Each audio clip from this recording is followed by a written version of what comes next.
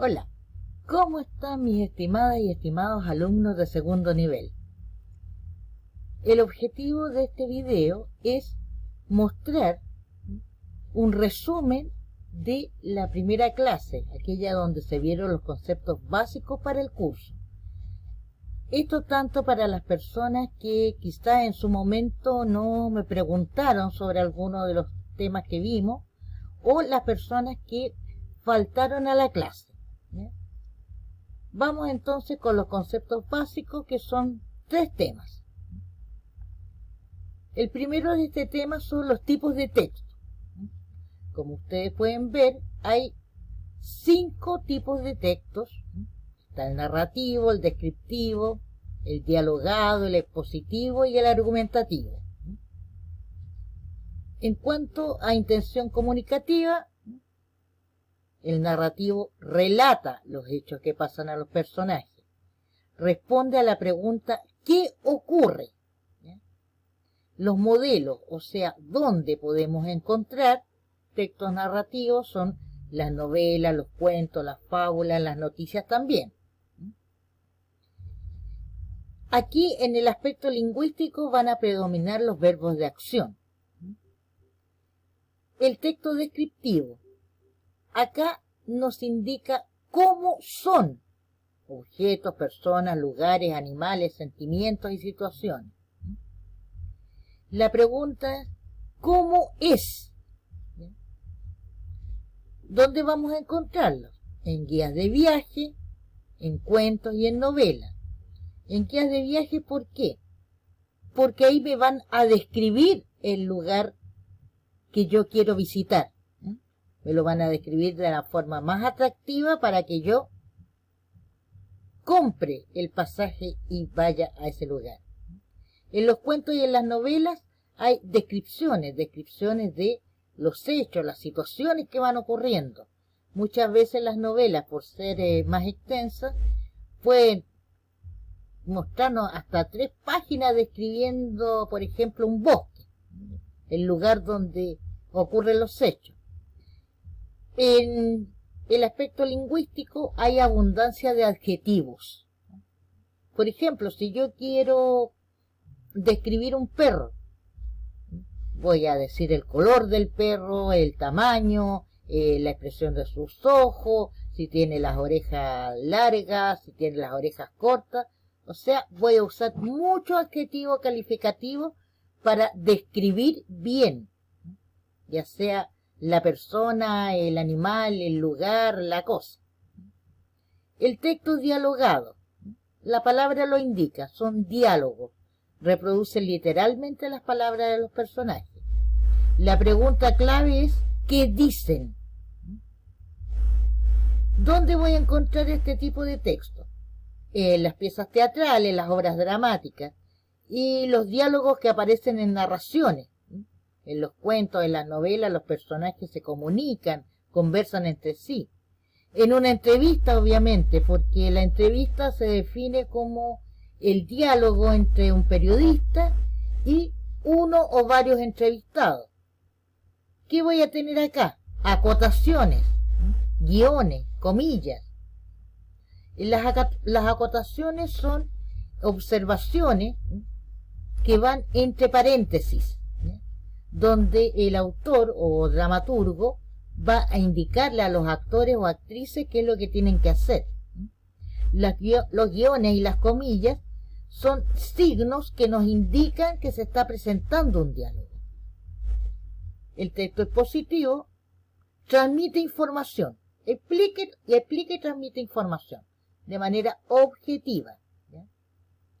Las preguntas, ¿qué es? ¿Por qué es así? En los libros de textos, en los artículos de divulgación, en los textos científicos, voy a encontrar texto expositivo. Sobre todo en los artículos de divulgación que pretenden, por medio de un lenguaje claro y directo, ahí lo tienen, el informar a la gente sobre un tema que no es del común. Por ejemplo, si yo tengo un artículo de divulgación sobre astronomía, que es un tema del que poca gente conoce, voy a usar un lenguaje claro y directo para que las personas, la mayor cantidad posible de personas, pueda dominar el tema. El argumentativo, que es la clave para este curso, para este nivel. Defiende ideas y expresa opiniones. Las preguntas son ¿qué pienso? Porque yo planteo una idea, una hipótesis o tesis que voy a defender. ¿Qué te parece? Porque pretendo yo convencer o persuadir. O sea, espero una reacción del destinatario. Voy a encontrarlo en los artículos de opinión, las críticas, los ensayos. Y obviamente, en el aspecto lingüístico, voy a ocupar verbos que expresan opinión. Las diferencias entre el texto argumentativo y el texto expositivo. Bueno, el texto expositivo era la base en primer nivel, primero, segundo, medio. El argumentativo es la base para los que están en este segundo nivel, tercero y cuarto medio. Aquí voy a ocupar elementos de la argumentación porque pretendo convencer o persuadir al destinatario. Para convencer, yo me dirijo al cerebro, al raciocinio, a la lógica. Voy a usar argumentos lógicos racionales. Para persuadir, yo me dirijo al corazón, a los sentimientos, a las emociones. Así que aquí voy a ocupar argumentos emotivo-afectivos. El texto expositivo solamente expone información. Aquí yo no busco convencer ni persuadir, sino que informar y explicar un tema determinado. Esta es la diferencia clave entre estos dos tipos de texto. Segundo tema. Los géneros literarios. Los géneros literarios son tres: narrativo, lírico, dramático. El narrativo se caracteriza porque se relatan, se cuentan, se narran historias imaginarias o ficticias. Aquí, en el género narrativo, vamos a encontrar la novela, el cuento, la leyenda, el mito.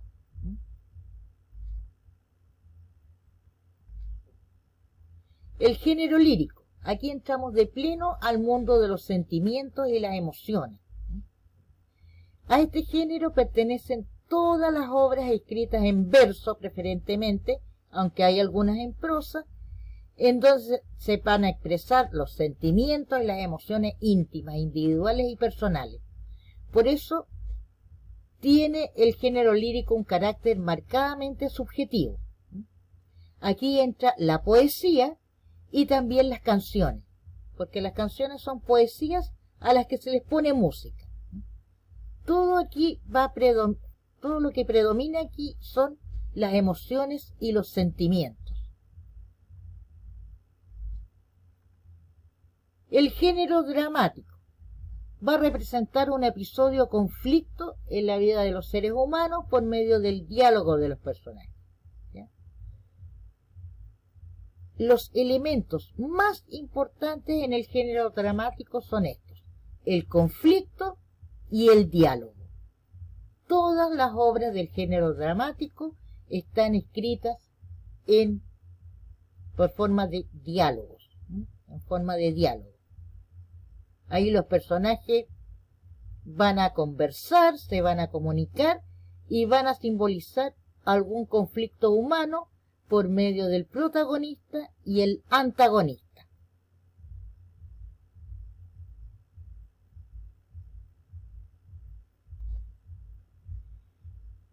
Tercer tema, el narrador, los tipos de narrador. Bueno, pero primero digamos qué es un narrador. El narrador es un ente ficticio, un ser imaginario que nace de la mente del autor y cuya misión u objetivo es mostrarnos la historia. ¿Ya? Él es el que nos cuenta los hechos. ¿Ya? Hay 4 tipos básicos de narrador. Está el omnisciente, que está en tercera persona porque está fuera de la historia, pero sabe absolutamente todo, todo. Conoce el pasado, nos muestra el presente, se va al futuro, juega con el tiempo como quiere. A los personajes los conoce, tanto desde el punto de vista físico como psicológico y moral. Él sabe qué sienten, qué piensan, las motivaciones de los personajes. O sea, los sabe absolutamente todo, conoce la acción de la obra desde el comienzo hasta el fin. El narrador de conocimiento relativo también narra en tercera persona porque está fuera de la historia. Pero acá tengo una diferencia con respecto al anterior. Él no lo sabe todo. Conoce solamente lo externo, el aspecto visible. Nos va a dar datos concretos del aspecto y acciones de los personajes, de los hechos, etc. Pero es como una persona que está filmando los hechos. Nos va a mostrar esa filmación, pero él no sabe nada más. No conoce las motivaciones de los personajes, sus sentimientos ni sus pensamientos. No sabe por qué están ocurriendo los hechos. Y obviamente nos va a mostrar el tiempo presente nada más. Él ve lo externo, lo visible. El narrador testigo, ¿ya? Narra en primera persona, está dentro de la obra, pero conoce los hechos que presenció, no participa de ellos. Un ejemplo de narrador testigo es el Dr. Watson en las novelas de Sherlock Holmes, porque él no es el protagonista, él lo acompaña, nos cuenta lo que está haciendo, pero en torno a él nos giran los hechos. Lo que sí ocurre con el narrador protagonista, que narra en primera persona, está dentro de la historia y nos está relatando su vida, su propia vida, sus vivencias, experiencias y emociones. Tiene una visión limitada porque no conoce toda la historia ni la interioridad de los otros personajes, pero sí domina plenamente su historia. Nos va a contar su vida.